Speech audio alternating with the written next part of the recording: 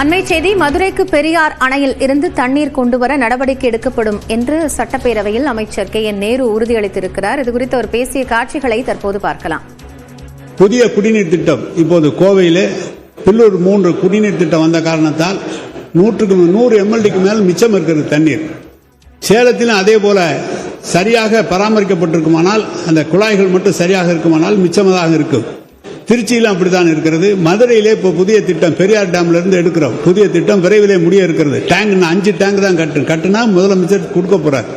அப்படி கொடுக்க வருகின்ற போது அருகில் இருக்கிற நமது திருமங்கலம் பகுதியும் திருமங்கலம் பகுதியாக இருக்கிற நம்முடைய ராஜேந்திர பாபு செல்லப்பா அவருடைய திருப்பரங்குன்றம் பகுதியெல்லாம் தேவையான அளவுக்கு குடிநீரை நிச்சயமாக அது சேர்த்து கொடுக்கப்படும். அதற்கான பணிகள் நடைபெற்றுக் கொண்டிருக்கிறது. இரண்டாவது, பெரிய நகரங்கள் அருகில் இருக்கிற மாநகராட்சி பகுதியில் இருக்கிற நகரங்கள் விரிவாக்கப்படுகின்ற போது குறிப்பாக மார்க்கெட், பேருந்து நிலையம், அதே மாதிரி விளக்கு வசதிகள், குடிநீர் வசதி, இது அனைத்தையும் இணைத்துதான் அந்த பணிகள் மேற்கொள்ளப்படுகிறது. எனவே மாண்பு உறுப்பினர் அவர்கள் இந்த ஆண்டு சாலைகளுக்காக மட்டும் 3750 கோடி கொடுத்திருக்கிறார்கள்.